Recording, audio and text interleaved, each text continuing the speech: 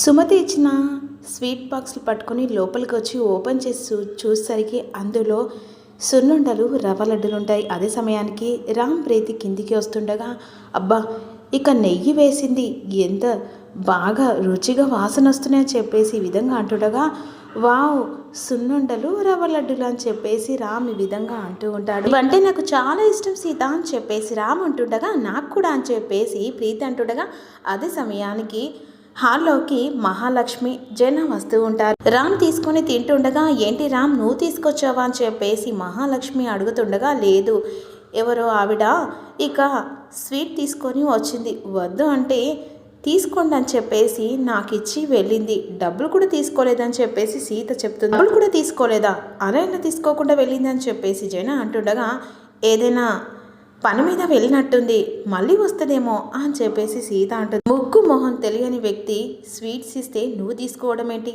అవి ఎలాంటి స్వీట్సో ఏంటో అని చెప్పేసి మహా అంటుంది. ఇష్టమైన రవ్వ లడ్డులు సున్నుండలని చెప్పేసి రామ్ ప్రీతి అంటుండగా అప్పుడు వెంటనే జైన ఏంటి రవ్వ లడ్డులు సున్నుండలని అని చెప్పేసి అడుగుతాడు. స్వీట్స్ సుమతి చేస్తుంది, మీ చిన్నప్పుడు ఇద్దరికి కలిపి ఆ సున్నుండలు రవ్వ లడ్డులు చేసి పెట్టేది అని చెప్పేసి జన చెప్తూ ఉంటాడు. కమాన్ జన ఎప్పుడు జరిగింది వాళ్ళకి ఇలా గుర్తుంటుందని చెప్పేసి మహా అంటుండగా వాళ్ళ చిన్నప్పుడు ఇవే చేసి పెట్టేది అని చెప్పేసి జన అంటాడు. అవి చాలా బాగా చేస్తుంది సుమతి అని చెప్పేసి జన అంటుండగా అంటే ఇప్పుడు సుమతే రామ్ ప్రీతిల కోసం స్వీట్స్ ఇచ్చి వెళ్ళిందంటావా జన అని చెప్పేసి మహా అంటు. మరోవైపేమో సుమతి కాస్త వాళ్ళ అన్ని దగ్గరికి వెళ్తూ ఉంటుంది, శివకృష్ణ దగ్గరికి. ఇక్కడ జనం మాత్రం అంటే అదేం కాదు మహా, స్వీట్ చూడగానే ఇక సుమతి గుర్తొచ్చింది అంతే అని చెప్పేసి జన అంటే మనసుకు హద్దుకునే జ్ఞాపకాలు మనం వద్దు అన్నా మన చుట్టూ తిరుగుతాయి మావయ్య అని చెప్పేసి సీత అంటుంది. ఈ జ్ఞాపకాలు మరిచిపోతేనే మంచిది, లేకపోతే పీడకళ్ళలా వెంటాడుతూ ఉంటాయని చెప్పేసి మహా అంటుండగా తీసి సుమతి అత్తయ్య గురించి మీరేమన్నా పీడకలా కన్నారు అత్తయ్య అని చెప్పేసి ఒక్కసారిగా సీత అడేసరికి మహా షాకే చూస్తూ ఉంటుంది. ప్రీతి జన స్వీట్స్ తినదు అని చెప్పేసి మహా అంటుండగా ఎందుకు తినకూడదు అని చెప్పేసి సీత అడుగుతుంది. నీకు ఈ స్వీట్స్ ఇచ్చిన ఆవిడ ఏ దొంగ అయ్యి ఉండొచ్చు, అందులో ఏదైనా కలిపి ఉండొచ్చు, నాకు ఆవిడ అలా అనిపించలేదు, బ్రతికి చెడ్డ ఆవిడలాగా అనిపించింది. నువ్వేమన్నా ఆమెను స్కాన్ చేసావా, ఆవిడ మొహం కనిపించకపోయినా ఆవిడ మాట తీరు అలాగే ఉందని చెప్పేసి సీత అంటే అలా మంచిగానే కనిపిస్తారు కానీ తీయటి మాటలు చెప్పి విషం తినిపిస్తారు, తడిగుడ్డతో గొంతుకొస్తారని చెప్పేసి మహా అంటుండగా ఆ పనులన్నీ నువ్వే చేస్తావు అత్తయ్య అని చెప్పేసి సీత మనసులో అనుకుంటుంది. నీ గోతిలో నువ్వే తోడుకున్నట్టుగా నువ్వే మాట్లాడుకుంటున్నా అని చెప్పేసి సీత మనసులో అనుకుంటుండగా అయినా దారిన పోయే వాళ్ళు స్వీట్స్ ఇస్తే నా ఇంట్లో వాళ్ళు ఎవ్వరు తినరు అని చెప్పేసి మహా అంటుంది. వాళ్ళకు స్వీట్ తినవాలనిపిస్తే ఈ సిటీలోనే బెస్ట్ స్వీట్ హౌస్ నుంచి నేను స్వీట్స్ తెప్పిస్తానని చెప్పేసి మహా అంటూ కావాలంటే తిను అని చెప్పేసి మహా అక్కడి నుంచి వెళ్ళిన తర్వాత అప్పుడు వెంటనే సీత సరే మామయ్య ఇవన్నీ నేనే తింటానని చెప్పేసి సీత అంటే సున్నుండలు రవ్వ లడ్డు పట్టుకొని సీత అబ్బా నోట్లో పెట్టగానే కరిగిపోతున్నాయి, బాగున్నాయి మామయ్య అని చెప్పేసి అంటుండగా ముగ్గురు కలిసి గుటకలు వేస్తూ ఉంటారు. ఏంటండి అలా చూస్తున్నారు, ఇక ఆ స్వీట్ తినండి అని చెప్పేసరికి అప్పుడు వెంటనే రామ్ నోరుతూ అలా వెంటనే రవ్వ లడ్డు నోట్లో పెట్టుకోగానే నాకొకటి అని చెప్పేసి ప్రీతి అంటే కాకపోతే రెండు తీసుకో ప్రీతి, వావ్ ఏం టేస్ట్, అసలు నా చిన్నప్పుడు తిన్నట్టుగానే ఉంది అని చెప్పేసి రామ్ అంటారు. సూపర్ టేస్టీ అని చెప్పేసి ప్రీతి అంటూ నీకు కూడా కావాలా మామయ్య అని చెప్పేసి సీత అడుగుతుండగా అది మహా వచ్చి చూస్తుందేమో, ఆవిడ వచ్చే లోపు మీరు తినండి మావయ్య, వెంటనే స్వీట్ తినా జన సుమటి చేసినట్టుగా ఉన్నాయి అని చెప్పేసి అంటుండగా నిజంగా ఆవిడ ఎవరో తెలియదు కానీ ఇక చాలా బాగా చేసిందని చెప్పేసి రామ్ అంటాడు. మళ్ళీ తను డబ్బులు కోస్తే ఇంకొన్ని తీసుకో సీత అని చెప్పేసి రామ్ అంటుండగా కొన్ని కాదు చాలా తీసుకో అని చెప్పేసి ప్రీతి అంటుండగా మరి మహాలక్ష్మి అత్తయ్య చూస్తే ఇక మహా చూడకుండా ఇలా చాటుగా మొత్తం లాకేచేద్దాం అని చెప్పేసి జన అంటారు. వెంటనే సీత అలా నవ్వుకుంటూ మీరు ఎవరో కానీ కమ్మటి స్వీట్స్ ఇచ్చి మా అత్తమ్మను గుర్తు చేసి వెళ్ళారండి అని చెప్పేసి మనసులో అనుకుంటుంది. టైం అవుతుందని మధు అలా వస్తుండగా ఈలోపు రేవతి అడ్డుకుంటుంది. ఒకసారిగా మధు చేతిలో ఫైల్స్ కింద పడిన తర్వాత వెంటనే ఇక రేవతి ఫైల్స్ తీసి చేతిలో పెట్టి సారీ అంటుండగా ఏంటి సారీ, కళ్ళు నెత్తిలో పెట్టుకుంటున్నావా, ఎలా నడుస్తున్నావా అని చెప్పేసి మధు రేవతిని నానా మాటలు అంటూ ఉంటుంది. వెంటనే రేవతి ఫైల్స్ ఇస్తుండగా రేవతి కోపంతో నేలకు విసిరి కొడుతుంది. కోపంతో, ఏంటి ఎక్కువ మాట్లాడుతున్నాయి, కళ్ళు నెత్తికెక్కింది నీకు, నాకు కాదని చెప్పేసి రేవతి మధును అంటుంది. ఆఫీస్ ఫైల్స్ నేలకు విసిరి కొడతావా, నీకు ఎంత పొగరు అని చెప్పేసి మధు అంటుండగా, పొగరు ఇగరు అన్నావంటే చెంప పగిలిపోతుంది అని చెప్పేసి రేవతి అంటుంది. మర్యాదగా కింద పడ్డ ఫైల్స్ నీకు ఇవ్వబోయాను, నువ్వే నోరు పడేసుకున్నావు అని చెప్పేసి రేవతి నేలకు విసిరి కొట్టాను అని చెప్పేసి రేవతి అంటుండగా, నేను ఆఫీస్కి వెళ్తున్నానని నీకు సీతకు జెలసి అని చెప్పేసి మధు అంటుంది. ఆ సీతతో పాటు నువ్వు కూడా నన్ను శత్రువులా చూస్తూ కావాలని గొడవ పెట్టుకుంటున్నావు అని చెప్పేసి మధు అంటుంది. హలో, ఇది నా ఇల్లు, నీ మీద జెలసియా, ఈ ఇంటి ఆడపడుచుని నేను, నువ్వే కావాలని ఇంట్లో ఉండి సీతకు చిరాకు తెప్పిస్తున్నావు అని చెప్పేసి రేవతి అంటుంది. అనవసరంగా నాతో గొడవ పెట్టుకోకు, ఇక గెస్ట్ లాగా వచ్చి బాగా ఓవర్ చేస్తున్నావు అని చెప్పేసి రేవతి అంటుంది. ఓహో, మరి నిన్ను గెస్ట్నైతే నువ్వెవరమ్మా, పెళ్ళైతే బయటికి పోవాల్సిన దానివే కదా అని చెప్పేసి రేవతిని అంటుంది. పెళ్లి గిల్లి లేకుండా ఎన్నాళ్ళు ఇంట్లో ఉంటావు, నీకు అనవసరం అని చెప్పేసి రేవతి అంటుండగా, అవునులే పెళ్లి చేసుకొని సంసారం చేసే ఉద్దేశం నీకుంటే కదా, నీలాంటి పొగరున్నది పెళ్లికి సంసారానికి పనికిరాదని చెప్పేసి రేవతిని నానా మాటలు అంటుంది మధు. అప్పుడు రేవతికి చాలా కోపం వస్తూ ఉంటుంది. అంత మాట అంటావని చెప్పేసి వెంటనే రేవతి చెయ్యెత్తబోతుండగా అదే సమయానికి మహాలక్ష్మి వచ్చి అడ్డుపడుతుంది.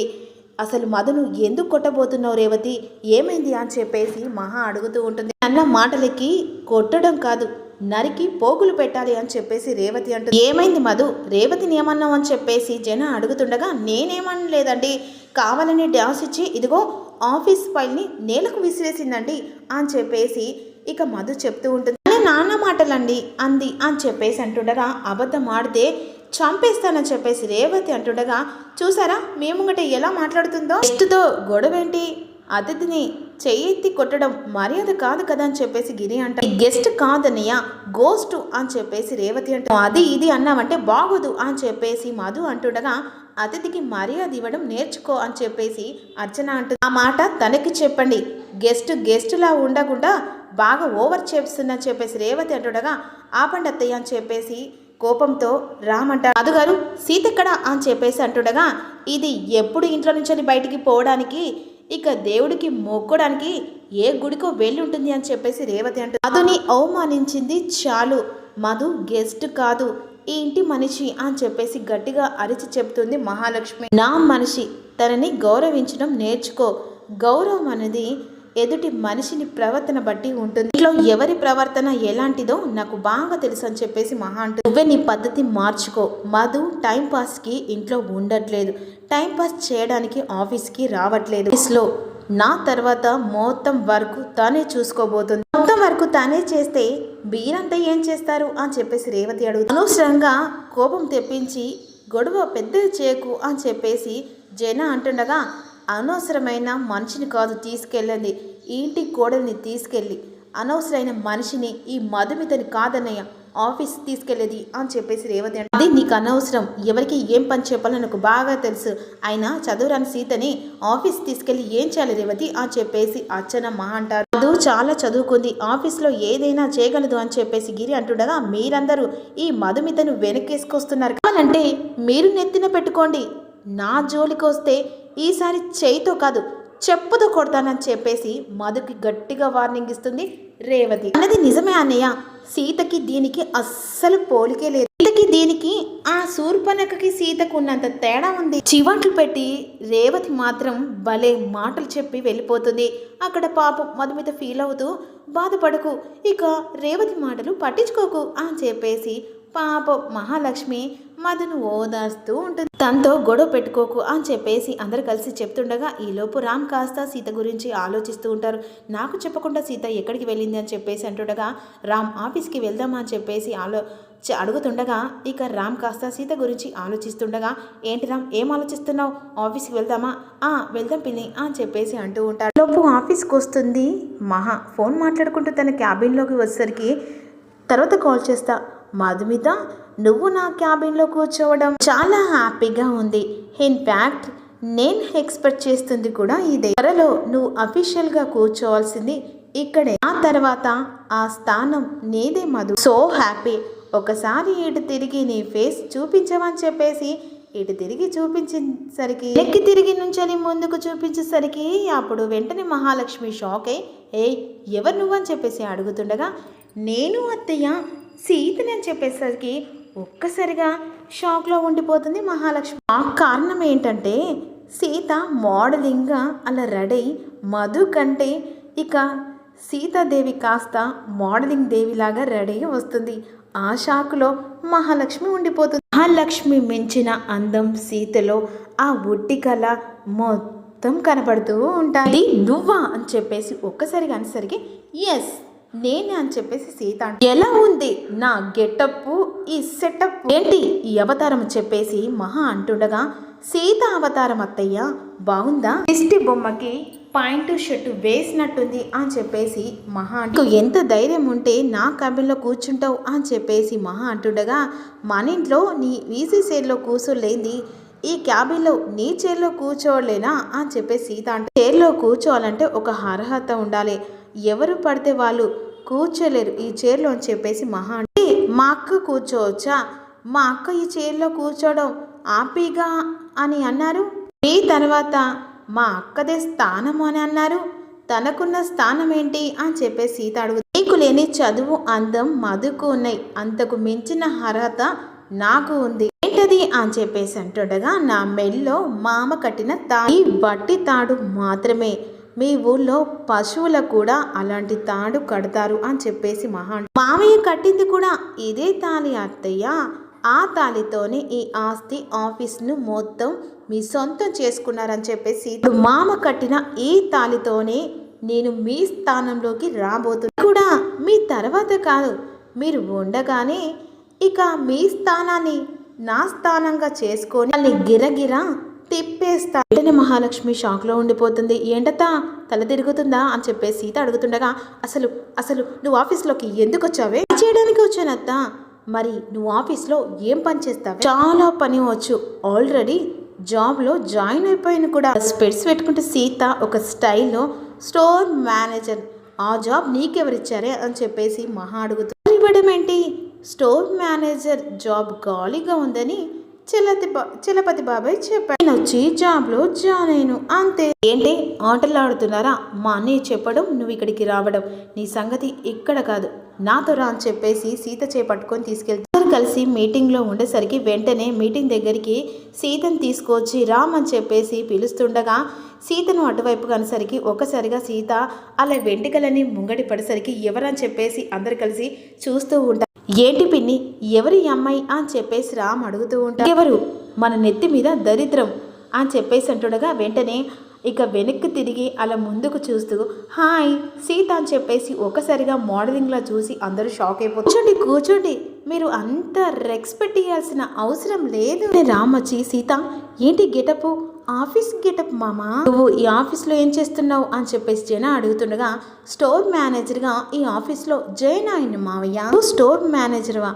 ఎస్ స్మాల్ అత్తయ్య అని చెప్పేసి సీత. ఆ జాబ్ ఎవరిచ్చారు? మా అన్నయ్య ఇచ్చాడట అని చెప్పేసి మహా అంటుంది. ఇవ్వలేదు చెల్లాయి, ఆ జాబ్ ఉందని చెప్పాను, సీత ఇంత ఫిలప్ చేస్తుందని అనుకోలేదు చెల్లాయి. అంతే బాబాయ్, ఇలా చెప్తే అలా వలుకపోతాను, ఇక జాబ్ ఖాళీగా ఉందంటే వచ్చి జాయిన్ అయిపోతామని చెప్పేసి మహా అడుగుతాను. అడిగి జాయిన్ అయ్యావు మన ఆఫీస్లో, ఇంకొకరిని అడిగి జాయిన్ కావడం ఏంటత్తయ్య? ఏం తెలుసని జాబ్లో జాయిన్ అయ్యావు? స్టోర్ మేనేజర్ అంటే అర్థం తెలుసా, ఆ స్పెల్లింగ్ తెలుసు అని చెప్పేసి గిరి జన అడుగుతూ ఉంటారు. స్టోర్ మేనేజర్ అంటే బియ్యంలో రాలేయడం, నెత్తిలో పెయిన్ లేయడం అనుకుంటున్నావు అని చెప్పేసి అర్చన అంటే అడగండి, స్టోర్ మేనేజర్ అని దర్జాగా నా క్యాబిన్లో నా చైర్లో కూర్చుందని చెప్పేసి మహా అంటే నా బ్రహ్మ విద్య అత్తయ్య, స్టోర్ మేనేజర్ అసలు ఏదైనా గొప్ప విషయమా? ఎంత స్టాక్ ఉంది, ఎంత తగ్గింది, తిరిగి ఎంత కావాలి అంతే కదా. ఈ వంటీలు తెలిసిన ప్రతి ఆడదానికి తెలుస్తుంది అని చెప్పేసి సీత స్మాల్గా అందరికీ ఒక షాక్ మాట చెప్పుతుంది.